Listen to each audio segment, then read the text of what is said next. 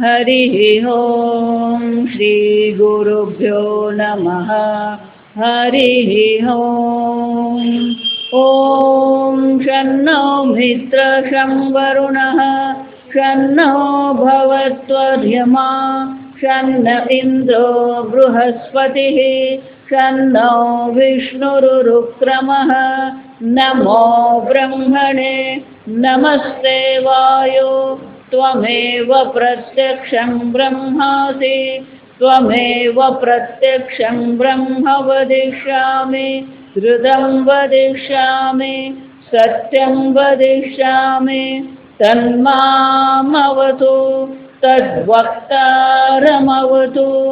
अवतु माम् अवतु वक्तारम् ॐ शान्ति शान्ति शान्तिः ॐ भद्रं कर्णेभिः देवाः भद्रं पश्येमाक्षभिर्यजत्राः स्थिरैरङ्गैः स्तुष्टुवागुंसस्तनूभिः व्यशेम देवहितं यदायुः स्वस्ति न इन्द्रो वृद्धश्रवाः स्वस्ति नः पूषा विश्ववेदाः स्वस्ति नस्त्वार्क्ष्यो अरिष्टनेमिः स्वस्ति नो बृहस्पतिर्दधातु ॐ शान्ति शान्ति शान्तिः ॐ सहना भवतु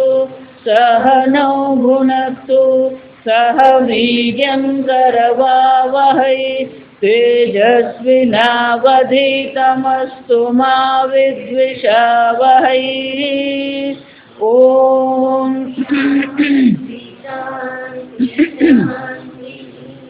सदाशिवसमारम्भां शङ्कराचार्यमध्यमाम् अस्मदाचार्यपर्यन्तां वन्दे गुरुपरम्परां श्रुतिस्मृतिपुराणानाम् आलयं करुणालयं नमामि भगवत्पादं शङ्करं लोकशङ्करं शङ्करं शङ्कराचार्यं केशवं बादरायणं सूत्रभाष्यकृतौ वन्दे भगवन्तो पुनः पुनः ईश्वरो गुरुरात्मेति मूर्तिभेदविभागिने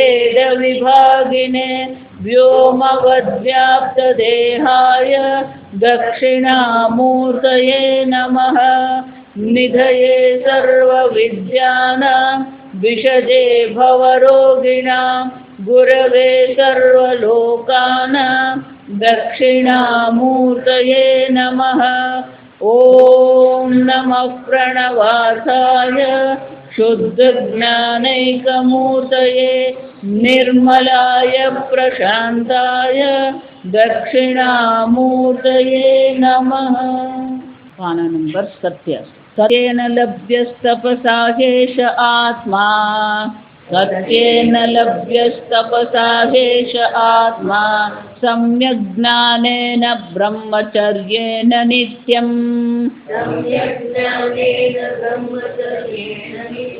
अन्तः शरीरे ज्योतिर्मयो हि शुभ्रः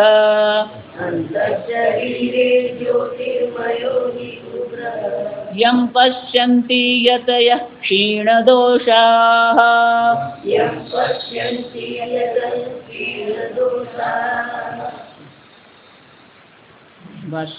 सत्येन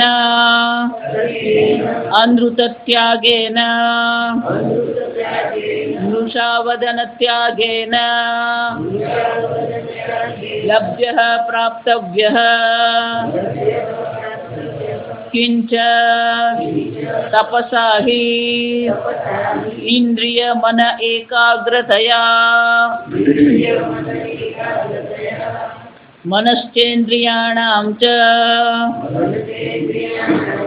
य एकाग्र्यं परमं तपः इति स्मरणात् तद्धि अनुकूलम् आत्मदर्शन अभिमुखी भावात् परमं साधनं तपः न इतरश्च चान्द्रायणादि एषः आत्मा लभ्यः इति अनुषङ्गः सर्वत्र सम्यक् ज्ञानेन यथा भूत आत्मदर्शनेन ब्रह्मचर्येण मैथुन असमाचारेण नित्यं सर्वदा नित्यं सत्येन नित्यं तपसा नित्यं सम्यक् ज्ञान इति नित्यं सम्यक् ज्ञानेन इति सर्वत्र नित्यशब्दः अंतर्दीपिका न्यायेन अनुशक्तव्यः न वक्ष्यति च न येषु जिह्मन् अनुद्रुतन् न माया च इति। શ્રુતિ માતા આત્મજ્ઞાન માટેના સહકારી 4 કારણ દર્શાવે છે. પહેલું કારણ છે સત્યેન લભ્યઃ હિ એષ આત્મા. હિ એટલે કારણ કે શંકરાચાર્યજી કહે છે સત્યેન. તો સત્ય કોને કહેવાય? જો બરાબર સમજો. સત્ય બોલવાને સત્ય કહેતા નથી શંકરાચાર્ય. શંકરાચાર્ય શું કહે છે? અનૃત ત્યાગેન મૃષા વચન ત્યાગેન. અધર્મ બહુ સહજ છે. ધર્મનું પાલન કરવા કરતા અધર્મ કરતા પોતાને અટકાવવું એ વધારે મહત્વનું છે. અને એટલા માટે ધર્મનો એક અર્થ હું શું કરું છું? બ્રેક. જો આ સમજો. ધર્મ એટલે શું છે? અટકાવવું પોતાને. કેમ? જો વિચારી જોજો, તમારા જીવનમાં ધર્મ કરતી વખતે તમે વધારે વિચારો કે અધર્મ કરતી વખતે? અધર્મ સહજ છે. જો આ સમજો. કેમ? કર્મની સ્વતંત્રતા મળી છે એટલે અધર્મ કેવો છે? સહજ છે. ઉંમર કેટલી? 50. પટ દઈને બોલી દે. જો વિચારજો. હોય 52 પણ શું કહી દે? 50.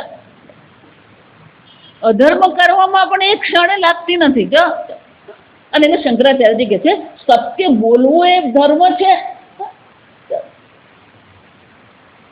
જો વિચાર. સત્યમ વદ ધર્મં ચર તૈત્રીય ઉપનિષદમાં જોઈ ગયા. પણ સત્ય બોલવું એવું કોઈને કહેવાની જરૂર નથી. કેમ? કર્મની સ્વતંત્રતા આપી તો સ્વતંત્રતા છે. તો સ્વતંત્રતાની સાથે સાથે કોને ધર્મ કહેવાય, કોને યોગ્ય કહેવાય, કોને અધર્મ કહેવાય, કોને અયોગ્ય કહેવાય એ તો બધાને ખબર જ છે. નાના બાળકને ખબર છે સત્ય બોલવું શું કહેવાય. એક વાર એની સાથે જૂઠું બોલીને તમે જુઓ, પછી તમને પકડે ને ત્યારે જોજો પેલું રિસાઈ જાય. તું જૂઠું બોલી જાવ. એ કઈ સ્કૂલમાં શીખવા ગયો? ખબર જ છે. ચોરી ન કરવી ખબર જ છે. હિંસા ન કરવી ખબર જ છે. આ સમજો. ધર્મ કોઈને નથી ખબર એવું છે જ નહીં. અને એટલા માટે ધર્મનું પાલન કરો એવું કહેવાની આવશ્યકતા ખરેખર છે જ નહીં. ખરેખર જે આવશ્યકતા છે કઈ છે? અધર્મ કરતા પોતાને આપણે અટકાવીએ. અને એટલા માટે ધર્મ એ બ્રેક છે. જો આ સમજો. ભલે મારી પાસે ફરારી ગાડી હોય પણ ગાડીમાં બ્રેક જ નહીં હોય તો ચાલે જ નહીં. કોઈ ધારો કે મને આવીને એમ કે લો માતાજી ફરારી ગાડી તમને ચાવી આપી. ગાડી બેસે ને પછી ચાવી લગાવવા જાય એટલે પેલો કે પણ માતાજી બ્રેક છે જ નહીં. શું કરીએ? સ્વીકારીએ. એમાં મનુષ્ય શરીર રૂપી, મનુષ્ય દેહ રૂપી ફરારી ગાડી ભગવાને આપણને આપી. પણ આપણી બધી ગાડી કેવી છે? બ્રેક વગરની ગાડી. હાથમાં માઇક આવવું જ જોઈએ. પેલો બ્રેક લગાવી શકે જ નહીં. મલેરિયાનો તાવ આવ્યો હોય અને પછી એ મલેરિયાના તાવની ચર્ચા શરૂ કરે ને પેલો અડધો કલાક સુધી એ બંધ થાય જ નહીં. આપણને બ્રેક મારતા આવડતી જ નથી. અને એટલે શંકરાચાર્યજી કહે છે સત્ય બોલવું મહત્વ નથી, પણ કયું મહત્વ નથી? અમૃત ત્યાગેના. જૂઠું બોલતા તમે પોતાને અટકાવી શકો છો કે નહીં? મૃષા વચને મૃષા એટલે વ્યર્થ. આગળ જોઈ જ ગયા આપણે, અન્ય વાચા વિમુંછ તમે જોઈ ગયા કે આપણી વાણી વ્યર્થ છે.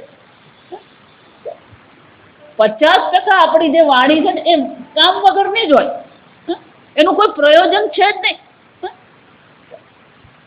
સત્યમ વદ સત્યમપી અપ્રિયમ મા વદ. સત્ય બોલવાનું, પણ એ સત્ય કેવું હોવું જોઈએ? સાંભળનાર માટે પ્રિય હોવું. સત્યમપી અપ્રિયમ મા વદ, પ્રિયમપી અનૃતમ મા વદ. પ્રિય છે પણ અનૃત છે તો શું છે? બોલવાની કોઈ આવશ્યકતા નથી. ગીતામાં ભગવાન શું કહી ગયા? મનના તપશ્ચર્યાનું, મનની તપશ્ચર્યાની ચર્ચા કરતા ભગવાન શું કહે છે? અનુદ્વેગ. વાણીની તપશ્ચર્યામાં ભગવાન શું કહે છે? અનુદ્વેગ કરમ વાક્યમ સત્યમ પ્રિયમ હિતમ ચયત. વાણીની તપશ્ચર્યા એટલે કહું કે આપણે એવું માનીએ માતાજી મારું તો બધું જ બરાબર છે.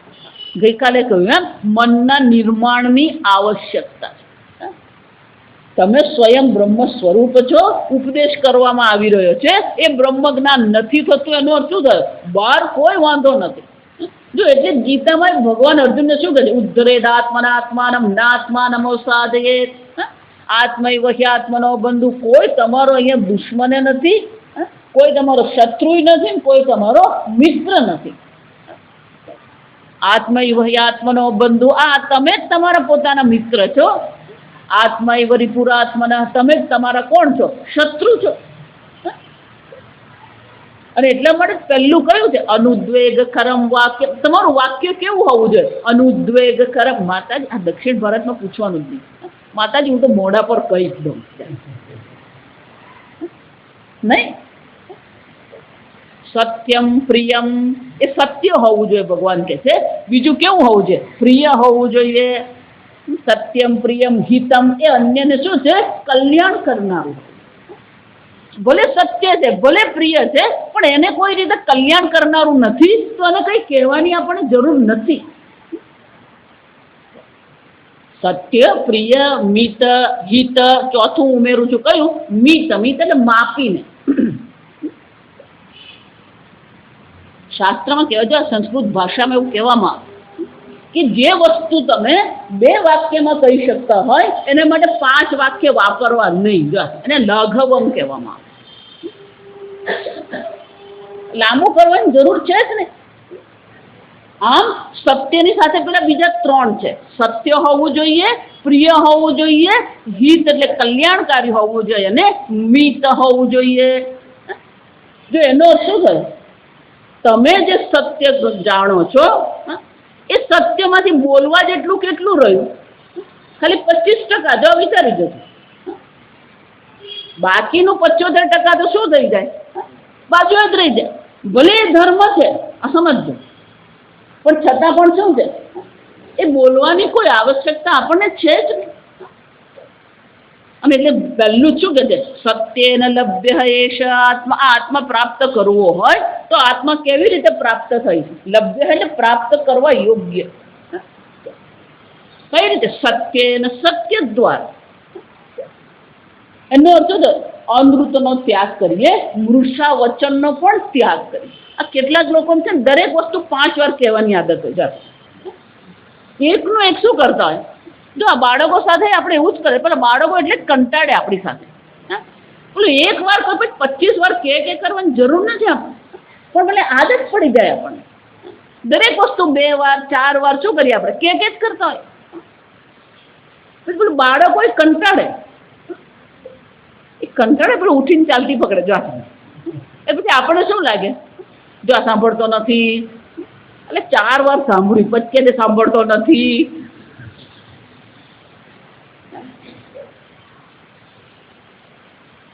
સત્ય એટલે શંકરાચાર્યજી કહે છે સત્ય બોલવા માટે ખરેખર બોલવા કરતા શું છે, ત્યાગનું મહત્વ છે. અનૃત ત્યાગેન વૃષા વચનેન, કોઈ વ્યર્થ વાક્ય નહીં.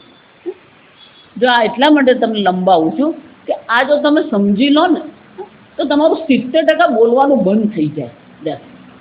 અન્ય વાચા વિમુંચત, બોલવાની આવશ્યકતા જ નથી.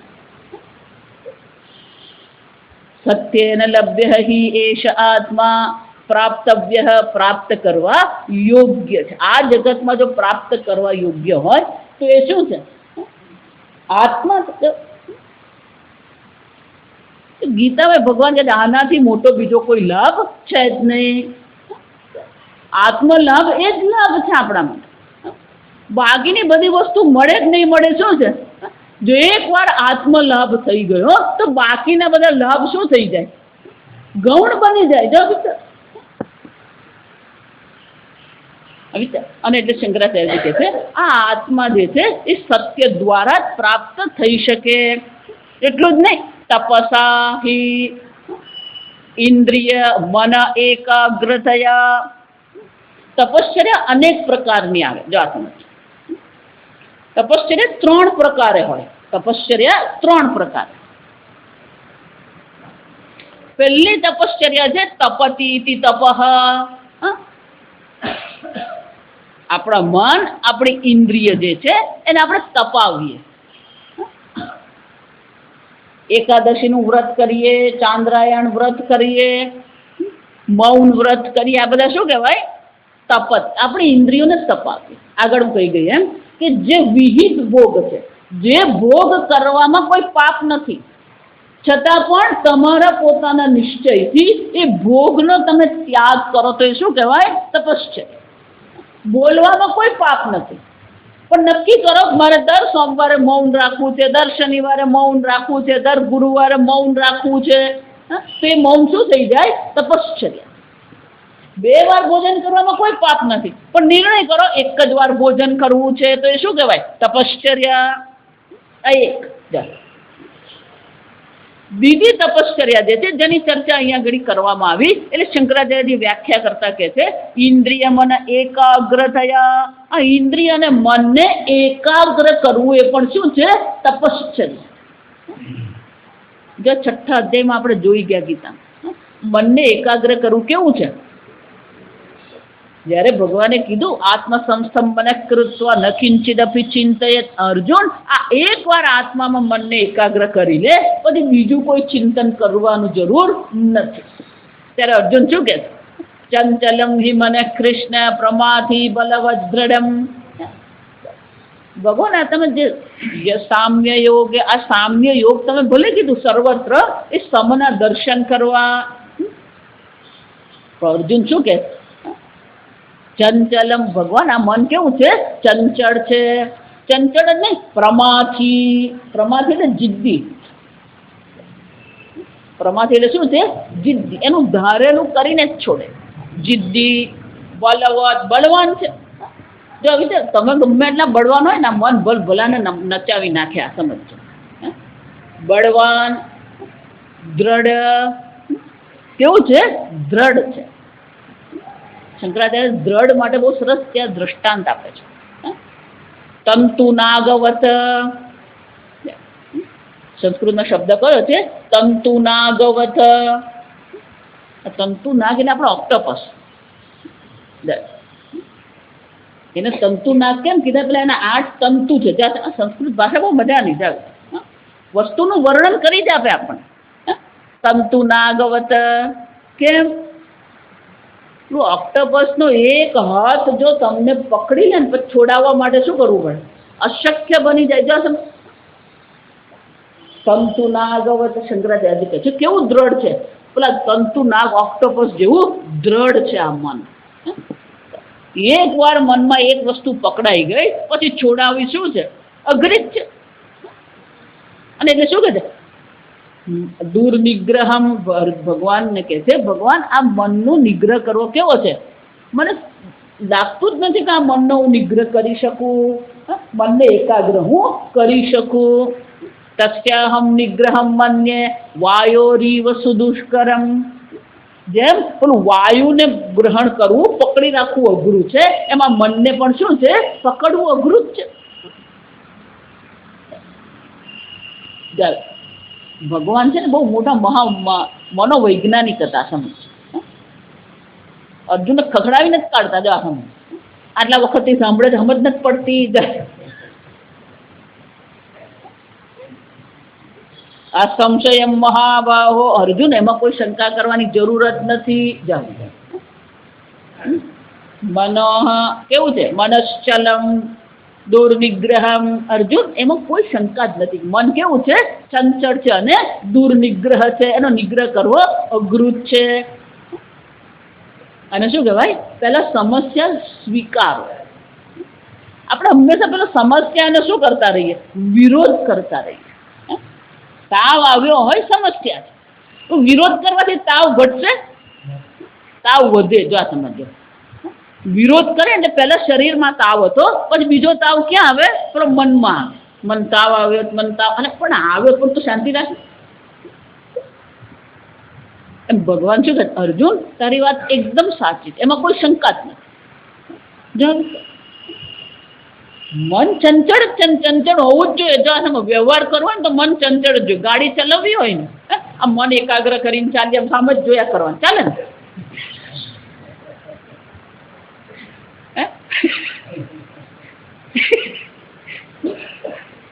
પાછળ જોવા જ નહીં, ડાબી બાજુ નહીં જોવા, જમણી બાજુ નહીં જોવા. શું કર્યા કરવાનું? આમ સીધું નાકની દાંડીએ ચાલ્યા કરવાનું.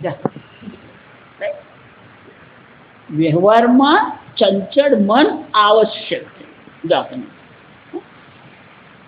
એટલો જ નહીં, વ્યવહારમાં પણ એનો દુર્નિગ્રહ, વ્યવહારમાં એનો નિગ્રહ કરવો પણ કેવો છે? અઘરો છે. પણ અર્જુન, ઉપાય છે. અભ્યાસે ન તું કૌંતેય વૈરાગ્યેણ ચ ગૃહ્યતે. આ એકાગ્રતા મેળવવી હોય તો શું કરવું પડે? વૈરાગ્ય. આ સાંસારિક ભોગો પ્રત્યે આપણે વૈરાગ્ય ખેડવીએ. આત્મચિંતન પ્રત્યે આપણે શું કરીએ? અભ્યાસ કરતા રહીએ. જો મનનો સ્વભાવ છે, વારંવાર કહું છું, આ મનનો એક સ્વભાવ છે. જે વારંવાર કરે ને એના પ્રત્યે એને પ્રેમ થઈ જાય. ધારો કે કોઈ વસ્તુ તમને ભાવતી નથી ને, નથી ભાવતી ને છતાંય ખાવ. જો આ તમે ચોથી વખતે તમે એમ કહેશો કે આ મને ભાવે છે, ચેલેન્જ કરીને તમને કહું, હકીકત છે. મનનો સ્વભાવ અભ્યાસ કરવાની જરૂર છે ખાલી. જેનો અભ્યાસ કરે ને એમાં પછી એને શું થઈ જાય? એને પ્રેમ થઈ જ જાય. અને એટલે ભગવાન શું કહે? અભ્યાસ. પહેલું શું કરવાનું? અભ્યાસ કરો. જેટલો અભ્યાસ તમારો વધશે અને જેટલો આત્મચિંતનમાં, ઈશ્વર ચિંતનમાં તમારો પ્રેમ વધશે, એમ સંસાર પ્રત્યે શું થવાનું? વૈરાગ્ય થવાનું છે. અને જેમ સંસાર પ્રત્યે વૈરાગ્ય વધશે એમ અભ્યાસ પણ શું થવાનો? બંને સાથે જ ચાલે. જેમ પક્ષીની બે પાંખ હોય એમ અભ્યાસ અને વૈરાગ્ય પણ શું છે? સાથે જ છે. પણ પહેલું કયું છે? અભ્યાસ છે. અભ્યાસ ને કોન્તે. જેમ અભ્યાસ કરતા જશો એમ એમાં પ્રેમ થતો જશે, અને એમાં પ્રેમ થતો જશે એટલે સંસાર પ્રત્યે વૈરાગ્ય વધતું જ જવાનું. વૈરાગ્ય વધે એમ અભ્યાસ પણ વધવાનું. બંને એકબીજાના પૂરક છે. જાત. અને એટલે એને શું કહેવાય? શંકરાચાર્યજી પેલું આપણે વાક્ય કે મહાભારતનું વાક્ય કે છે, મનશ્ચ ઇન્દ્રિયાણામ ચહી એકાગ્રમ પરમમ તપઃ. શ્રેષ્ઠ તપશ્ચર્યા હોય તો કઈ છે? મન અને ઇન્દ્રિયોની એકાગ્રતા. આપણું મન એક વિષયમાં એકાગ્ર થઈ શકે છે કે? અને મહાભારતમાં કહેવામાં આવ્યું પરમમ તપઃ. આ શ્રેષ્ઠ તપશ્ચર્યા. જો એટલે વારંવાર તમને કહું કે આ જગતમાં ખરેખર શ્રેષ્ઠ તપશ્ચર્યા અથવા શ્રેષ્ઠ સિદ્ધિ એ જ હોય કે તમારું મન પ્રસન્ન છે કે નહીં. ભલે ને તમારી પાસે 25 કરોડ અને 50 કરોડ હોય, પણ જો તમારું મન જ પ્રસન્ન નથી, તમારું મન શાંત નથી, તો આ બહારની બધી વસ્તુ કેવી છે? નકામી છે. આ વિચાર, તમારું મન એકાગ્ર છે, તમારું મન શાંત છે, તમારું મન પ્રસન્ન છે. કેમ? ગીતામાં ભગવાન કહે છે અશાંતસ્ય કુત સુખમ. તમારું મન શાંત જ નથી તો કયું સુખ તમને મળવાનું? સમજ, શાંતિ અને સુખ બે ખરેખર ભલે આપણે કહીએ પણ ખરેખર એક જ છે.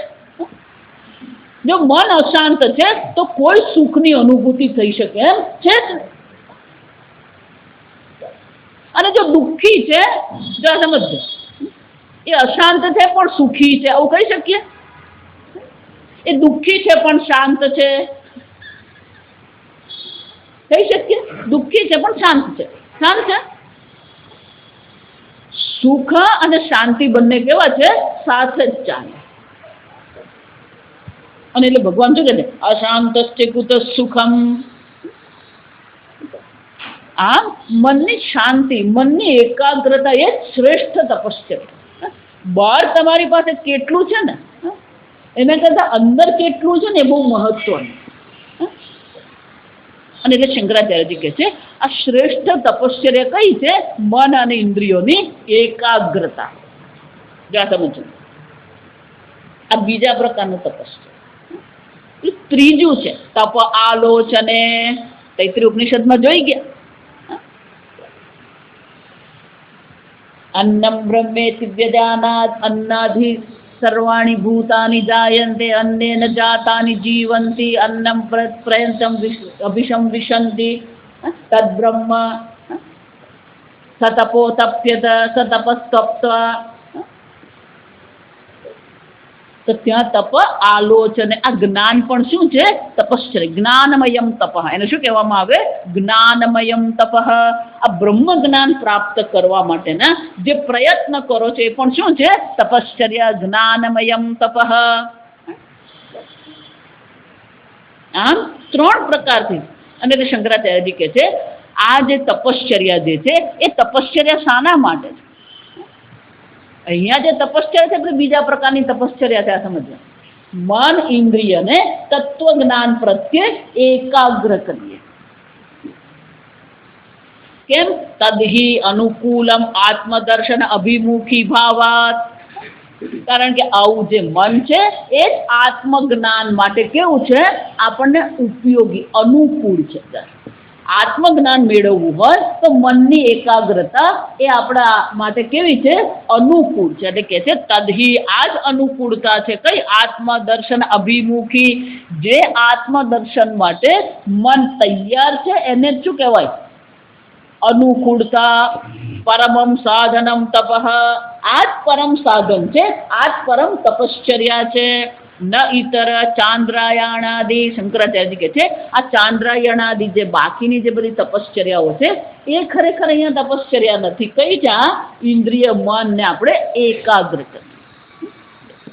મન જો એકાગ્ર હોય ને તો કોઈ પણ વસ્તુ સિદ્ધ કરી શકો. જો મન એકાગ્ર નથી, મન ચંચળ છે, મન વિક્ષિપ્ત છે, સામે પડેલું ને તોય દેખાય નહીં. અને એટલે કે છે તપસા, આ તપશ્ચર્યા દ્વારા પણ આત્મા લભ્ય. આ તપશ્ચર્યા દ્વારા આત્મા પ્રાપ્ત કરવા યોગ્ય છે. એષ આત્મા લભ્ય સત્યેન લભ્ય તપસા હેષ આત્મા. શંકરાચાર્યજી કહે છે એષ આત્મા લભ્ય. આ વાક્ય જે છે શંકરાચાર્યજી કહે છે આ વાક્ય શું કરવાનું? સર્વત્ર અનુષંગ. સત્યેન એષ આત્મા લભ્ય તપસા એષ આત્મા લભ્ય બ્રહ્મચર્યેણ એષ આત્મા લભ્ય સમ્યક જ્ઞાનેન એષ આત્મા લભ્ય. એષ આત્મા લભ્ય જે છે એ ચારે ચાર સાધન સાથે શું કરવાનું? જોડવાનું. અનુસંગે છે બધે જ જોડવાનું. એટલે શું કહે છે? લભ્ય એષ આત્મા લભ્ય ઇતિ અનુસંગ સર્વત્ર. સત્યેન લભ્ય હેષ આત્મા સમ્યક જ્ઞાનેન યથાભૂત આત્મદર્શનેન. યથાભૂત આત્મા એટલે કે આત્માનું જેવું સ્વરૂપ છે એવા જ આત્માના આપણે દર્શન કરીએ. જે આ બહુ સમજવાની વસ્તુ છે. દરેક જણ હું છું અને હું ચૈતન્ય છું જાણે જ છે. કોઈને કેવું પડે તું છે, કોઈને કેવું પડે તું ચૈતન્ય છે નહીં. પણ હું છું અને હું ચૈતન્ય સ્વરૂપ છું. પણ હું છું એ ક્યાં સુધી છે? હું એટલે સત, અસ્તિત્વ. આપણે સત આત્માને જાણીએ, પણ એ સત આત્મા જે છે એને કેવો જાણીએ છે? મર્ત્ય જાણીએ છે. જન્મ પહેલા હું નતો, મૃત્યુ પછી હું રહીશ નહીં. એટલે એક કાળમાં આપણે આત્માને શું કરી દીધો? મર્યાદિત કરી દીધો. હું ચૈતન્ય સ્વરૂપ આત્મા છું એ જાણીએ છે, પણ શું કરી દીધું? આ દેહ, આ ચામડીથી બહાર હું નથી. એનો શું થયો? ચૈતન્યને એક દેશમાં મર્યાદિત કરી. તમારા અસ્તિત્વને તમે કાળમાં મર્યાદિત કરી દીધું. ચૈતન્યને શું કર્યું? દેશમાં મર્યાદિત કર્યું. હું મર્ત્ય છું, હું આ દેહથી બહાર નથી. આમ કાળની મર્યાદા દેશની મર્યાદા છે. માની લીધી આપણે. એટલે ગીતામાં ભગવાન શું કહે? અવિનાશી તું તદ્વિદ્ધિ. આત્મા કેવો છે? અવિનાશી છે, મર્ત્ય નથી. એક કાળમાં મર્યાદિત નથી. અવિનાશી તું તદ્વિદ્ધિ. આત્મા કેવો છે? અવિનાશી જાણી લે. એટલું જ નહીં, યેન સર્વમિદં તત્. કેવો છે? સર્વવ્યાપી.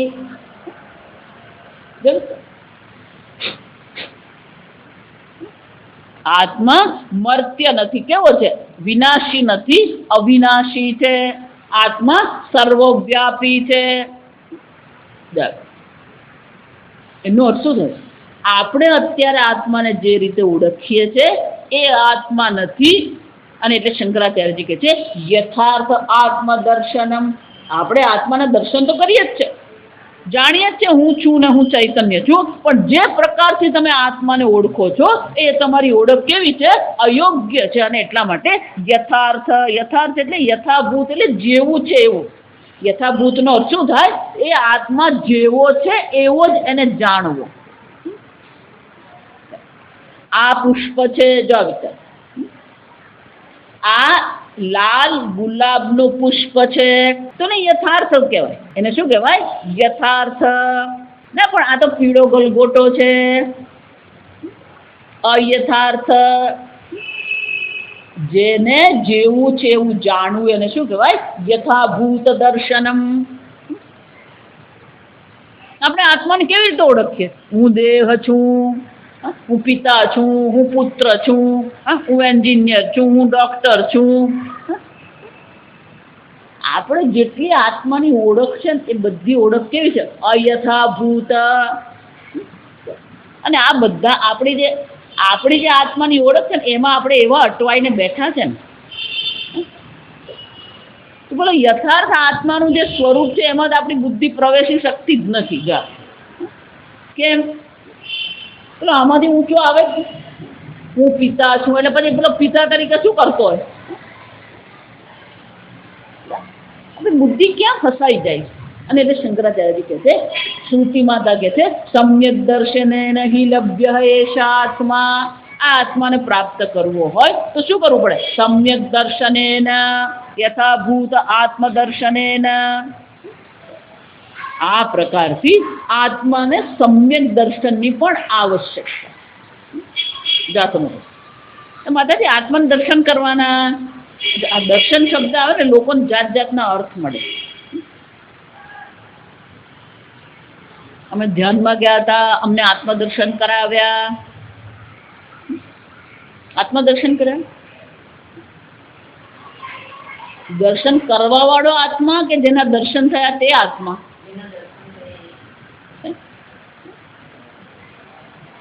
જેના દર્શન થયા એ આત્મા. તો દર્શન કરવા વાળો કોણ? અનાત્મા.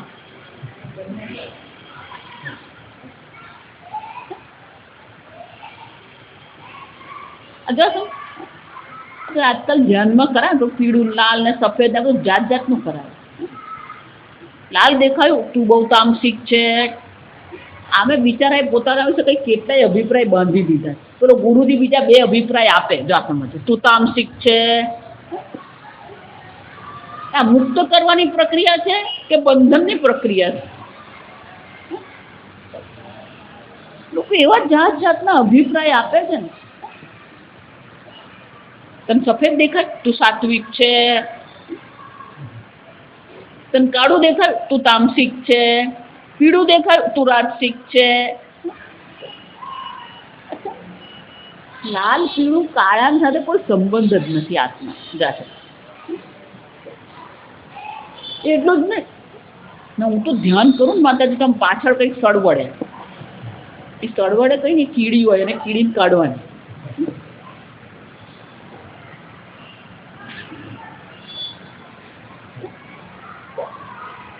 કોઈને સળવડે ને કોઈને ગરમ થઈ ગયું, કોઈને લાલ દેખાય ને કોઈને, આને કોઈ મતલબ જ નથી સમજ. આને કોઈ આની આત્મજ્ઞાન સાથે આને કોઈ સંબંધ જ નથી.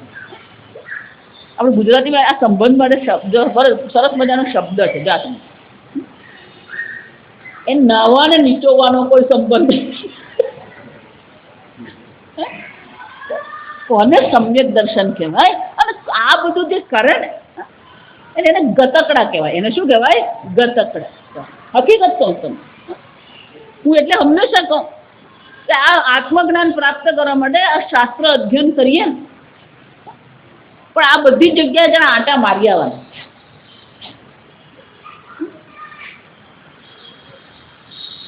એ ત્યાં શું કરાવે ને એ જોઈ આવવાનું છે.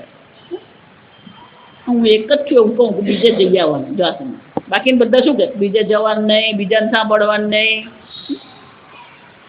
હું એટલા માટે તમને જવાનું કહું છું કે ત્યાં જઈને આવો ને પછી આ જે ઉપનિષદ જે છે ને એનું મહત્વ તમને સમજાય. સમ્યક દર્શન લભ્ય એષ આત્મા. જેવો આત્મા છે એવો જોવાનો પ્રયત્ન કરો. જોવું એટલે શું છે? સમજવાનું છે. દર્શનનો અર્થ શું થાય? સમજવાનું છે, ઓળખવાનું છે. જો આ સંપૂર્ણ ભગવદ્ ગીતાનો આધાર આ જ છે. સંપૂર્ણ ગીતાનો જે સાર છે એ બીજા અધ્યાયના 11મા શ્લોકથી 30મો શ્લોક આ મુખ્ય છે. ત્યાં આત્માનું ભગવાને શું કરી દીધું? સ્વરૂપ બતાવી દીધું. એ નથી સમજાતું પછી આગળ ચાલવાનું. નૈનમ ચિંદંતિ શસ્ત્રાણી નૈનમ દહતિ પાવક. આ શ્લોકમાં લોકો એવો ઉપયોગ કરે ને, કોઈ શેઠ ગુજરી ગયા હોય એટલે પેલું આખા પાના પર આમ પેલી શેઠનો અડધા પાના પર શેઠનો ફોટો આપે, પછી નીચે શું લખે? નૈનમ ચિંદંતિ શસ્ત્રાણી. આખો શ્લોક લખેલો, પછી પાછું ગુજરાતી લખે, પણ ઉપર શું લખેલું? શોક સભા. શોક સભા મને કહો, શોક સભા અને આ શ્લોકનો શું સંબંધ? નાવાને નીચોવાનો સંબંધ નથી.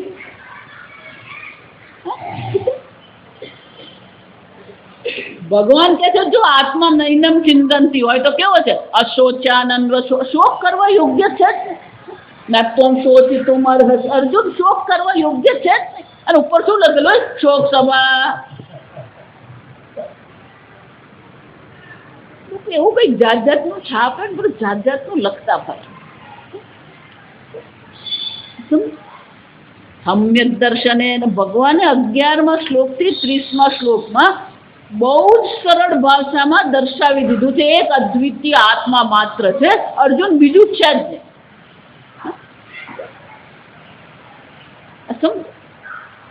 એનો જ પછી વિસ્તાર છે.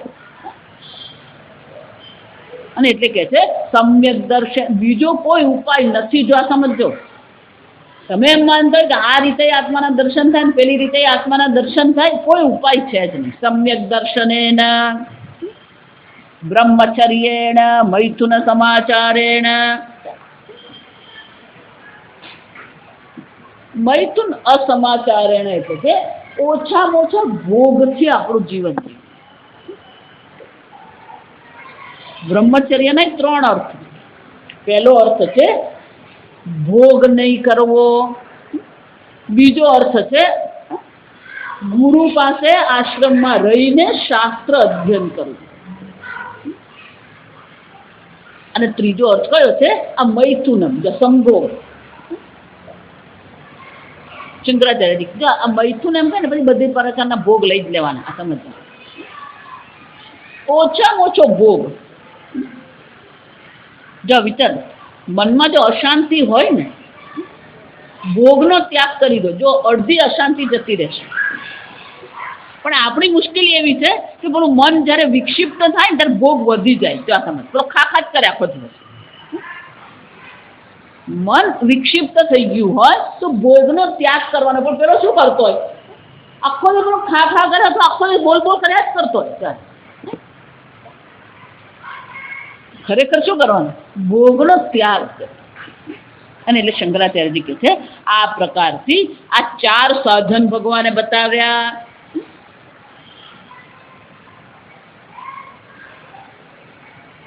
તો કે આ 4 સાધન જે છે, બ્રહ્મચર્યેણ નિત્યમ, પછી પેલો મંત્રમાં છેલ્લો શબ્દ કયો છે? નિત્યમ. તો બ્રહ્મચર્યેણ નિત્યમ એટલે નિત્ય શબ્દ કોની સાથે આવ્યો? બ્રહ્મચર્ય સાથે. એટલે શંકરાચાર્યજી કહે છે ભલે નિત્ય શબ્દ બ્રહ્મચર્ય પછી છે, પણ આ નિત્ય શબ્દ જે છે એ શું કરવાનો? નિત્યમ સર્વદા વક્તવ્ય. નિત્યમ સર્વદા, નિત્યમ સત્યેન, નિત્યમ તપસા, નિત્યમ સમ્યક જ્ઞાનેન, નિત્યમ બ્રહ્મચર્યેણ. શંકરાચાર્યજી કહે છે આ નિત્ય શબ્દ ભલે છેલ્લે કહેવામાં આવ્યો હોય, પણ 4 સાધન સાથે શું કરવાનું છે? એને જોડવાનું છે. નિત્યમ સત્યેન, ક્યારેય જુઠ્ઠું નહીં બોલવાનું. નિત્યમ સત્યેન, સત્ય જ બોલો. માને ક્યારેક બોલી કાઢે, વળી ક્યારેક જૂઠું બોલી કાઢી. ક્યારેક નહીં ચાલે. આ સમજવા. નિત્યમ સત્યેન, નિત્યમ તપસા. નિત્યમ તપસાનો અર્થ શું થયો? આપણું જીવન જ તપશ્ચર્યા બનવું જોઈએ. બોલો નવરાત્રિ આવે ને ત્યારે બધા તપસ્વી બની જાય. અને પછી દશેરાના દિવસે એવો પેલો શું છે? આ પારણું કરે. પારણું કરે એમ કે ને. અને દશેરાના દિવસે પારણું કરે ને ત્યારે જે ખાઈ દે એ 9 દિવસનું બધું શું કરી દે? ધોઈ નાખે. જો પેલું એકાદશી કરતો, આ એકાદશી કરે ને લોકો, ઉપવાસે લોકો કરે ને જાણે પેલા લોકો પર ઉપકાર કરતા હોય એવું, ભગવાન પર ઉપકાર કરતો હોય એવું જોઈએ. કેમ આજે કેમ બટાકા વાળા મારે એકાદશી છે? પણ તારે એકાદશી ને બટાકા વાળા લાગે વળગે જ શું?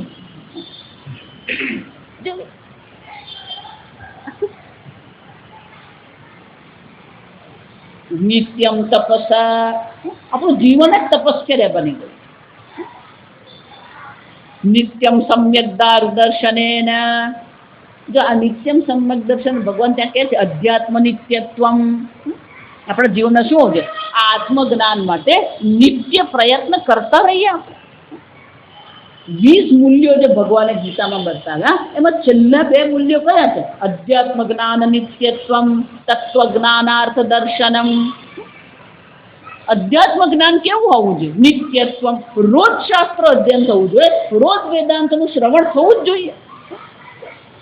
રોજ કરવાની વસ્તુ છે, એમ નહીં માનવાનું માતાજી તમે મહિનામાં અઠવાડિયું આવી જાઓ, મારે પતી ગયું, પછી 3 અઠવાડિયે શું કરવાનું? ખાધું પીધું લહેર કરી. અધ્યાત્મ જ્ઞાન નિત્યત્વમ, નિત્ય સમ્યક દર્શન. નિત્યમ બ્રહ્મચર્યેણ. તમારું જીવન જ કેવું? યુક્તાહાર વિહારસ્ય, ઓછામાં ઓછો ભોગ. સ્વામીજી કે 4 થી ચાલતું હોય ને, સમજજો તો 3 લેવાના. 4 થી ચાલતું હોય તો કેટલા લેવાના? 3 લે. તો 4 થી ચાલતો ને પેલો 6 લે. જો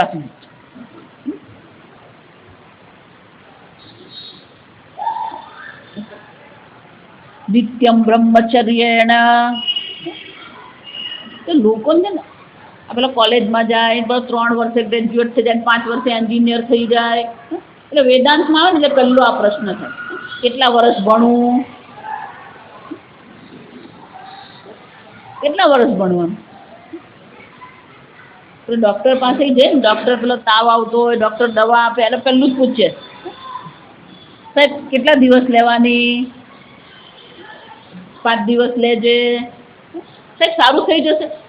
જો ડૉક્ટરે બધા હોશિયાર, જો આ સમજ, ડૉક્ટર કે 5 દિવસ લેજે સાહેબ, સારું થઈ જશે ને?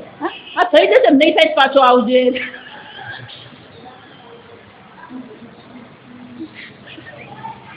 એટલે નહીં ખબર છે 5 દિવસમાં સારું થાય નહીં એ થાય. જો તમે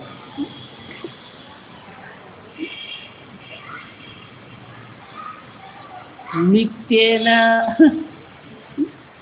હંમેશા આપણું જીવન જ તપસ્યા. યુક્તાહાર વિહારસ્ય, આહાર યુક્ત હોવો જોઈએ, વિહાર પણ કેવો હોવો જોઈએ? યુક્ત.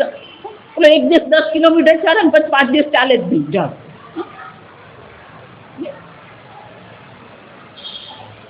યુક્ત સ્વપ્નાવબોધસ્ય, યુક્ત પ્રમાણસર. યુક્ત એટલે શું છે? પ્રમાણસર. પ્રમાણસર ઊંઘવું, પ્રમાણસર જાગવું, પ્રમાણસર ભોજન કરવું, પ્રમાણસર આપણે શું કરીએ? વિહાર કરીએ. કેમ? યુક્તાહાર વિહારસ્ય યુક્ત ચેષ્ટ, યુક્ત કર્મ ચેષ્ટસ્ય, કર્મ પણ કરીએ કેવા છે? પ્રમાણસર. યુક્ત સ્વપ્નાવબોધસ્ય યોગો ભવતી દુઃખ. હા, એ જ યોગ શું કરી શકે? તમારા દુઃખની નિવૃત્તિ કરી શકે, નાશ કરી શકે. અને એટલે અહીંયા કહે છે આ બધું નિત્ય છે. જો આ સમજ, રોજ તપશ્ચર્યા કરવાની, રોજ શાસ્ત્ર અધ્યયન કરવાનું, રોજ ભોગનો ત્યાગ કરવાનો, રોજ સત્ય બોલવાનું, તો શું થાય? એષ લભ્ય. અને શંકરાચાર્યજી કહે છે આમ સર્વત્ર નિત્ય શબ્દ, આ પ્રકારથી સર્વત્ર નિત્ય શબ્દને આપણે લગાવી દેવાનું, જોડી દેવાનું. શંકરાચાર્ય દ્રષ્ટાંત આપે. અંતર્દીપિકા ન્યાયેન અનુશક્તવ્ય, અંતર્દીપિકા ન્યાયેન. એટલે વીજળી ગઈ હોય ને, લાઈટ હોય નહીં, તો શું કરવાનું? પેલું ઉંબરા પર દીવો મૂકી દઈએ તો શું થાય? બહાર પણ પ્રકાશ જાય, ઘરમાં અંદર પણ પ્રકાશ. અંતર્દીપિકા ઉંબરા પર મૂક્યો હોય એટલે બહાર પણ પ્રકાશ કરે અને અંદર પણ પ્રકાશ કરે. એ જ રીતે આ નિત્ય ભલે છેલ્લે લગાવ્યો હોય પણ એને ક્યાં છે? બંને બાજુ જોડવો. બધાની સાથે એને શું કરવાનું? નિત્ય શબ્દ જોડી જ દેવાનું. તો આ સત્ય કહેવામાં આવ્યું, બ્રહ્મચર્ય કહેવામાં આવ્યું. શંકરાચાર્યજી કહે છે અહીંયા જ કહ્યું એમ નહીં, પ્રશ્ન ઉપનિષદમાં પણ કહેવામાં આવ્યું. ન યેષુ જિગ્મમ અનૃતમ ન માયા ચ. તો ત્યાં બહુ સરસ કહેવામાં આવ્યું કે બ્રહ્મ જ્ઞાન કોને ન થાય? ન જિહ્મમ, જિહ્મમ એટલે કપટ. જિહ્મમ નો શું થાય? કપટ, બીજાને ઉલ્લુ બનાવવું.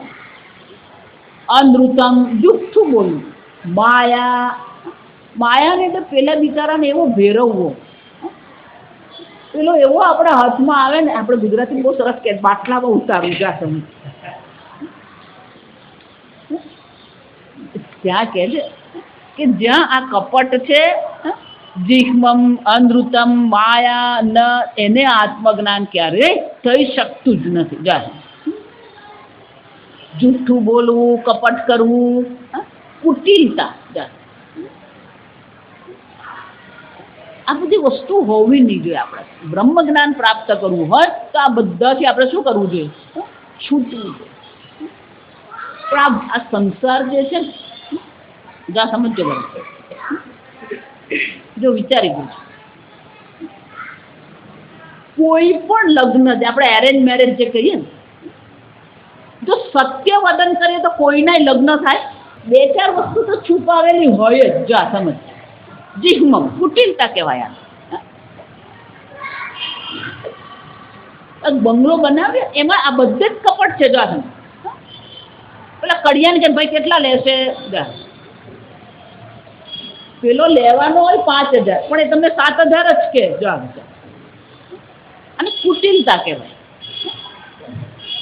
આપણું જીવન જ જુઠ્ઠું બોલવું, છુપાવવું, કપટ કરવું, જીવન છે. જો આ સમજ એટલે મહારાજશ્રી બહુ સરસ કહેતા કે આ કપટ, કુટિલતા, અનૃત વગર સંસાર ચાલી શકે જ નહીં. એનો અર્થ શું થયો? જો આત્મજ્ઞાન મેળવવું હોય, નિત્ય તપશ્ચર્યા કરવી હોય, નિત્ય સત્ય બોલવું હોય, તો આ સંસારના વ્યવહારમાંથી શું કરવું પડે?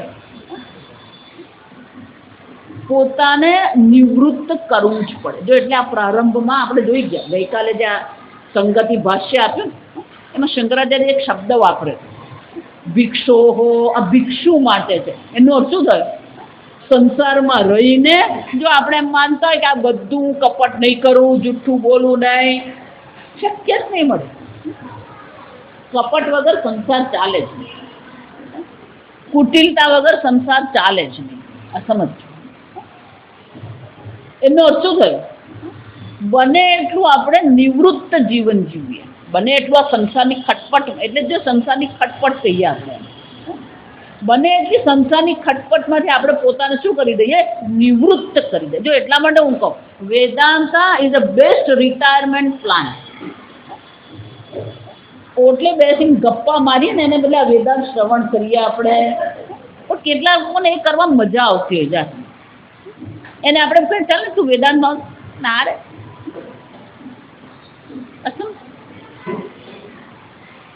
રિટાયર થયા પછી એક જ કામ કરો, આ વેદાંત શ્રવણ કરતા રહે. સતત વેદાંત શ્રવણ, રોજ વેદાંત શ્રવણ કરીએ, રોજ તપશ્ચર્યા કરીએ, રોજ ઓછામાં ઓછો ભોગ કરીએ. સમજો? રિટાયર, નિવૃત્ત જીવન, એને વાનપ્રસ્થ જીવન કહેવામાં આવે છે. વાનપ્રસ્થ જીવનનું કામ એક જ છે, આ વેદાંત અધ્યયન કરવું, તપશ્ચર્યા કરવી. નહીં માતાજી, અમે તો સિનિયર સિટીઝન ક્લબ બનાવ્યું. જા આ એક બીજું તું તેવું ચાલુ થઈ ગયું. સિનિયર સિટીઝન ક્લબ એટલે કંઈ જ નહીં, ખાધું પીધું લહેર કરી, બહેનોની કીટી પાર્ટી અને રિટાયર્ડ લોકોનું સિનિયર સિટીઝન ક્લબ. સમય, ધન, શક્તિ બધાનો શું છે? દુરુપયોગ છે. આ સમજ. આના માટે જીવન છે તમારું. ભેગા થઈએ તો કંઈક રામાયણનો પાઠ કરીએ, સુંદરકાંડનો પાઠ કરીએ, વિષ્ણુ સહસ્રનામનો પાઠ કરીએ.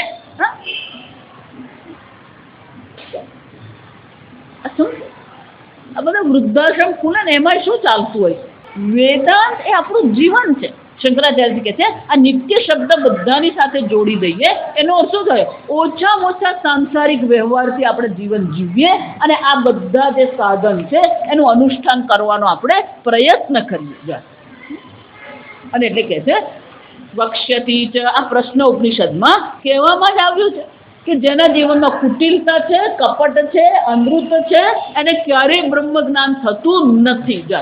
શાબ્દિક રીતે ભલે બ્રહ્મ જ્ઞાન થશે, શાબ્દિક રીતે ભલે પંડિત બની જશે, પણ હું પૂર્ણ બ્રહ્મ છું એ સાક્ષાત્કાર એને થતો નથી. અઘરું જ છે. કેમ? કારણ કે આ પ્રકારનું આપણું મન જે છે એ મનનું નિર્માણ થયું જ નથી.